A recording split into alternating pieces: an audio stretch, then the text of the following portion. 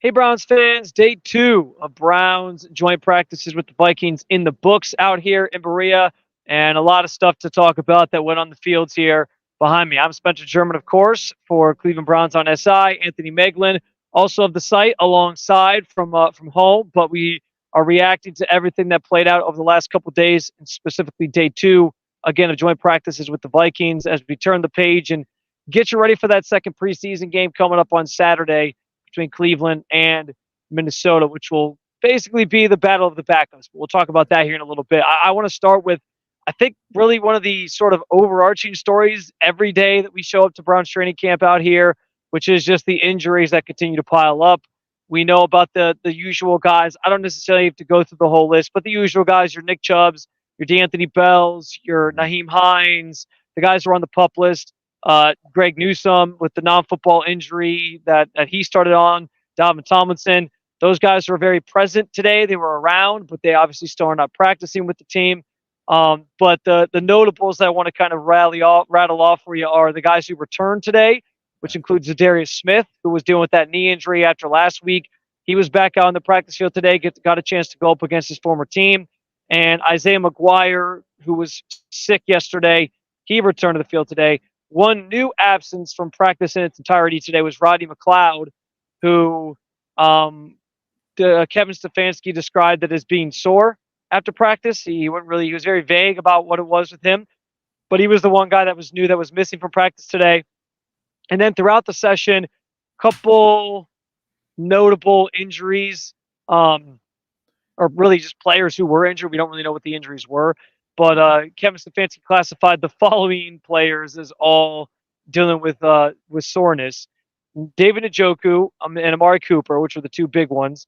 Njoku was participating in one-on-ones, seemed to get hurt on a play. I actually think the graphic you saw to start this video was the play he got hurt on, and then didn't participate in 7-on-7 or 11-on-11s after that, which he was out here still in his pads, but he just didn't participate. And then Amari Cooper didn't participate in after the one-on-one sessions as well. Made his way to the locker room with a trainer, so he was kind of out of sight, out of mind after that. And again, Kevin Stefanski called those two sore. Maurice Hurst also left practice today. No clarification one way or another what that injury was. So that's, I think, where we just maybe the starting point, because I mean, Anthony, injuries continue to kind of pile up here, and I think every time somebody tweets out, myself included, this so-and-so is leaving the field with the trainer, I think Browns fans collectively kind of hold their breath. Yeah, absolutely. But it was good to hear that, at least for Njoku and Amari, that it was like potentially soreness. Again, it was Coach Stefanski being pretty vague about what's going on. But like you said, Njoku came back out, at least was present with the team. I would say one positive note, and maybe you can speak to this a little bit more, is that I did see some stuff that Jedrick Wills had a little workout either before practice or after, or to the side away from the team, but at least he was there and he showed face, kind of for the first time throughout this training camp, which I thought is pretty positive not pretty positive. It's a step in the right direction, right? It's somebody who is going to be super important, because again, the story of the action today felt like the Browns offensive line got beat up again.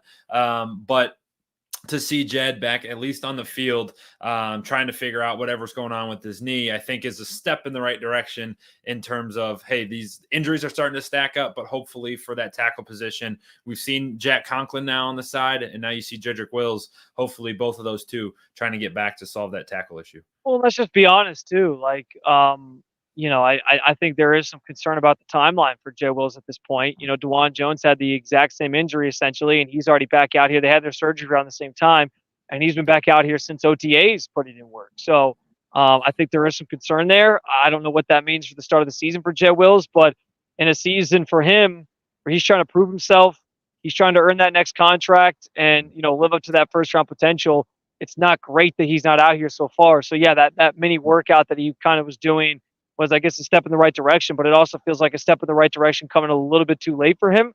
So I don't know what all that means. I thought Kevin Stefanski's answer on Joe Wills yesterday was pretty telling. Like, he seems a little bit frustrated about the situation as well.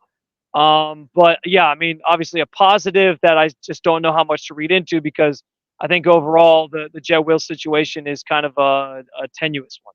I would also add too that like, yeah, it is good and like he's back on the field, but like you said, maybe is it too late? What's the deal? There's a lot of question marks. Yeah, Like the Browns tweeted out this morning or Instagrammed out this morning, right? We're 24 days away. We're Nick Chubb days away from playing the Dallas Cowboys, and Micah Parsons is going to be on the other side of the field in 2.5 weeks, right? yeah. And that and like big picture, yes, this is a massive year for Jed Wills and his contract. All of those things are true.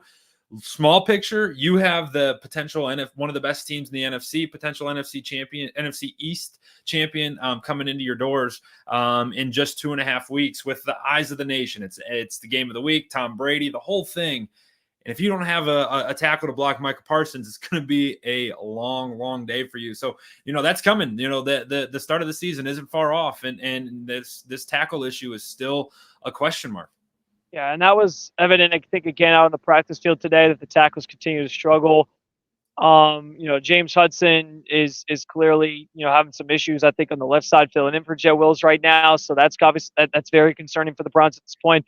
I will say this about DeJuan Jones though, in relation to the Jed Wills conversation, because he struggled a lot yesterday. Had some bad moments today. I know there was specifically one play. They did a 2-minute drill here at the end of practice on the field right behind me, where it was basically like, they ran it like it was a game. It was the Vikings offense against the Browns defense to start, and like the whole team was on the sidelines. And then they flipped after one team finished their drive and did it again. And there was one play where like DeJuan Jones just got straight up bull rushed back into Deshaun and gave up a sack. And so we saw some of those struggles again today. And I'm not trying to be overly harsh on DeJuan, because I actually want to give him some credit here. He has struggled. Like that's been on display. But the fact that he's out here after the knee injury and putting in the effort to try to get himself kind of back ready and in shape and ramp up before the season starts is more than Jed Wills can say right now. And so I do think that matters. Like I as ugly as it's been at times for this offensive line and DeJuan in some instances, I think it's good that he's getting this out of the way now, so that hopefully by the time the season starts, he can feel like he's back to being himself. You know what I'm saying? Absolutely. And a big thing that we're hearing this week, right? And the offensive line question mark or conversation goes back to even before joint practices, but we've heard it a couple times this week that communication's been a part of the issue. I would say like that is kind of like a buzzy word type of a thing where it's like, hey, it's not that they can't talk to each other and they can't figure it out. What you're seeing from Minnesota is totally different than what you've seen for the past 10 days. And you have to factor in the fact that there's no game planning involved. So what Brian Flores, the defensive coordinator, does is totally different than what Jim Schwartz in this Browns defense does. So when you don't have any preparation, you don't have any tape, you don't game plan at all, it makes it really hard. It truly does, because fronts are different, guys are different, they're in different spots, and it's really hard on an offensive line to do that on the fly. Now, that's given them a little bit of an out. The other fact is, like you said, in the 2-minute drill, and it was the 1-minute drill or whatever it was, right? A bull rush. It takes a lot to bull rush DeJuan Jones, and like, hey, that's something that can't happen in a couple weeks. But we've seen DeJuan Jones, in his rookie season, be one of the best tackles in football. Now, hey, let's continue to get better, continue to prep for the season, right? It's still practice, but like you said, let's start stacking wins for the guys who need to be great. It's Jed Wills, it's Joel Bitonio, it's Wyatt Teller, Ethan Posick, right? And then if we can solidify those 4 spots, we can help the left tackle. But you just got to work on firming up all those other ones before getting to solving issues on the other side. And I'll say this, like today was better than yesterday in terms of the offensive line. There were still some issues. A couple things I noticed, though, a little bit more time for Deshaun on some plays. And I thought the run game had some nice moments today. Like yesterday, it was basically every single run play. They were getting stuffed at the line of scrimmage or in the backfield. Like Jerome Ford had no room to run. Today, I know Deontay Foreman popped a couple bigger runs, 10-plus yards, made a couple nice plays. So that was good to see from this group, that they kind of rebounded on day 2 in that way. I also thought Deshaun played better today. There were still some bad moments. He started, I want to say it was 11 on 11s that he started with like a pick 6, and then he kind of cleaned it up and got better as the time went on. Again, still started some ebbs and flows. There were some bad passes that weren't great coming out of his hand, or that were just late getting there or whatever.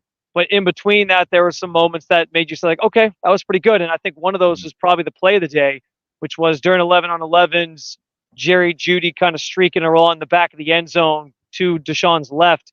and he threw this really nice ball to the back of the end zone, a little bit high where Judy had to jump a little bit, but out of harm's way from being intercepted.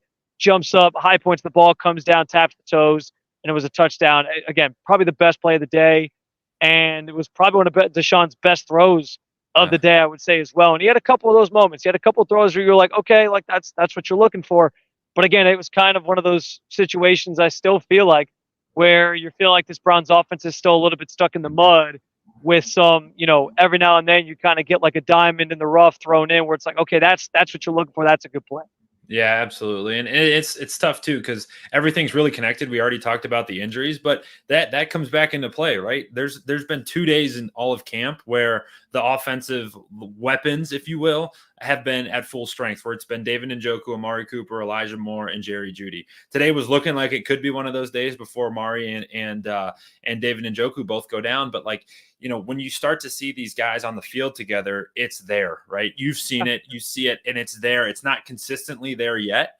And I think what we should expect, this isn't what you want to hear or what you want to say, but it's going to take some time during the year to ramp this thing up. It's been an inconsistent camp to this point in both in terms of production and productivity, but also in guys being available, right? So it is going to be a slight ramp up period. The problem is the Cowboys are coming to town, and that's one of the best offenses in the entire league. You're going to have to score points to beat those guys. So it's there's going to be some give and take.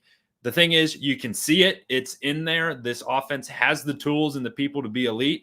It just has to consistently do it for them to be a threat and get to where they want to go. Yeah, I think that is the fear. I think you're right. It might just be you go to the regular season and you're still kind of waiting for this thing to come together, and then maybe by week 3 or 4, it's rolling. And I know Browns fans don't want to hear that. Preseason and this time of year is supposed to kind of be to get you ready for the start of the season. But we saw that last year, and I think there's a fear that could happen again. Defensive side, I think another really solid day all around. They were getting pressure constantly again, especially Myles Garrett, among others. From what I understand, I was kind of flipping between both fields today and trying to catch a little bit of both. And MJ Emerson had another really good day. I remember vividly him breaking up one pass on Justin Jefferson during that 2-minute drill portion of the practice. So that was really encouraging. And there was a couple other good plays made during that session as well by the defensive backs. One thing I'll say, you hear Jamar Chase talk a lot about how the Browns are one of the biggest smack talking teams and defenses in the NFL.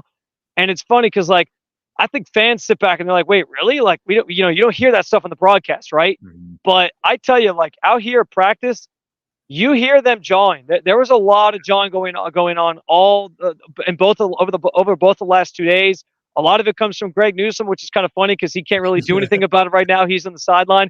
But yeah, that group, they're very, very vocal, and they're not afraid to, talk their talk to some of the opposing receivers and players that they go up against. And Spence, it comes from a lot, but it also is they back it up too. They talk the talk, they walk the walk. You know what I mean? And you build that confidence last year. You're the best defense in the league. You got the best secondary when healthy, one of the top 5 secondaries when healthy. And you got dudes all over the field who are making plays. And it also helps that they're led. The tip of the spear is Myles Garrett, who's the defensive player of the year. And pictures surface of him all the time. You're like, how does this dude? First of all, how is he human? Secondly, how do you block a guy like that looks like that, who's that athletic? So it's they talk the talk, but they also back it up and they walk the walk for sure. And one of the cool things from today, you mentioned MJ Emerson. It felt like MJ Day, back to yesterday where he had a nice day against Justin Jefferson. Again, if you're on Brown's Twitter or Brown's social media, you're seeing the video. We've all seen it. It's everywhere. But him getting JJ in the end zone today with that interception.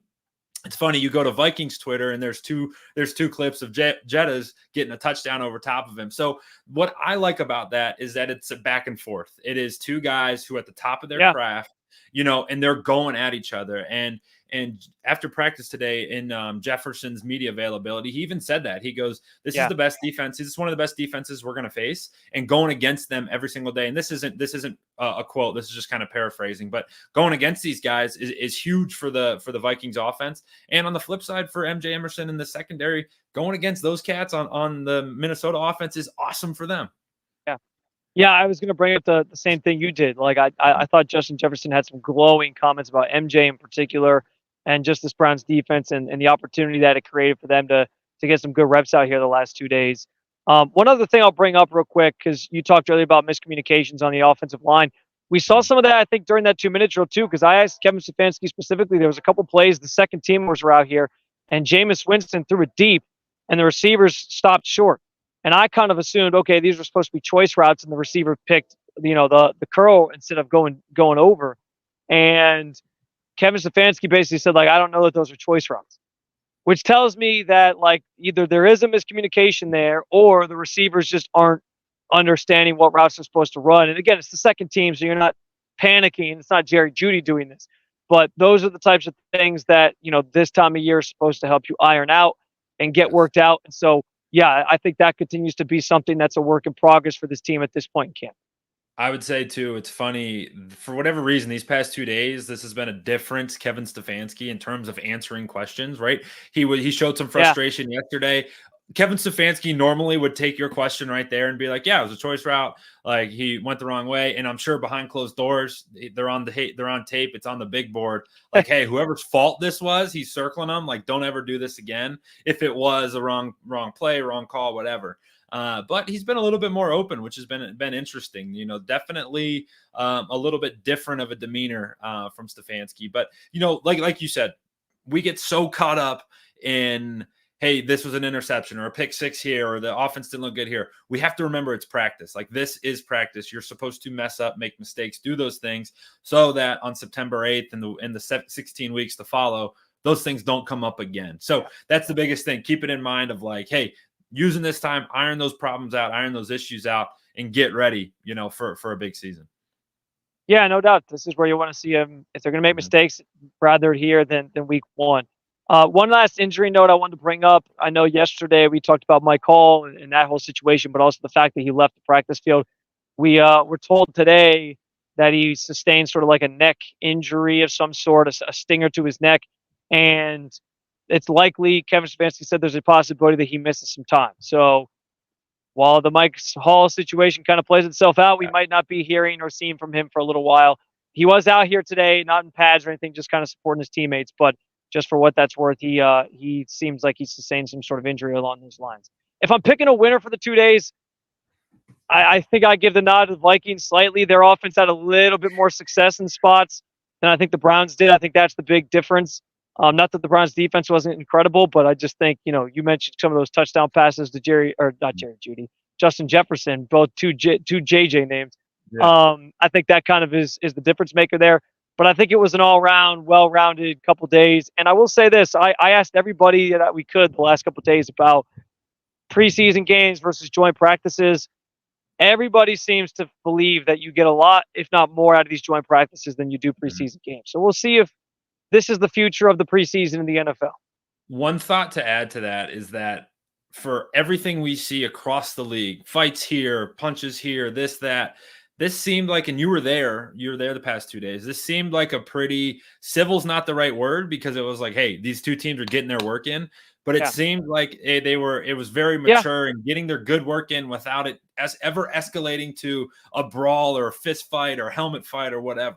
There was definitely a sense of respect, I think, from both teams. There was actually almost a fight between a player and a fan for the Vikings, and a fan in the stands. So that was kind of interesting here at the end of the practice today. Come to the dog pound. Hey, don't show what are you going to do? Yeah. Fist, man. So we had that. But otherwise, a mostly uneventful couple of days in terms of the fighting with each other, which I think is obviously a good thing and a sign that the two teams were just coming in here to for business and getting their work in. So that's good.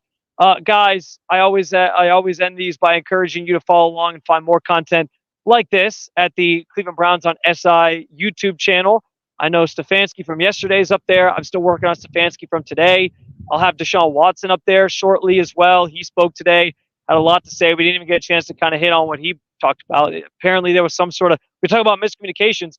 Kevin Stefanski said that Deshaun Watson is going to start the third preseason game. He mentioned that he didn't know he was going to start the third preseason game. Forgot to tell Deshaun. Yeah, so I guess that was news to him, he said today. So I don't know what happened there. But you'll be able to find that up there. More videos like this, our recap from day 2. And we'll have more video content like this coming up Saturday after the preseason game, Browns and Vikings. it is going to kind of be a backup off. Kevin Stefanski revealed that it would be Dorian Thompson-Robinson, then Tyler Huntley, which notable because it was the other way around in week 1 of the preseason.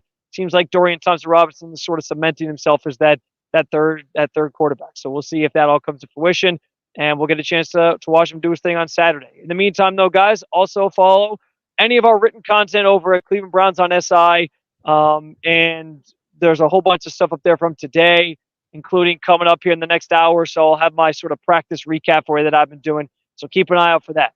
We'll be back with you on Saturday, and we'll be back, of course, with more coverage of your Cleveland Browns.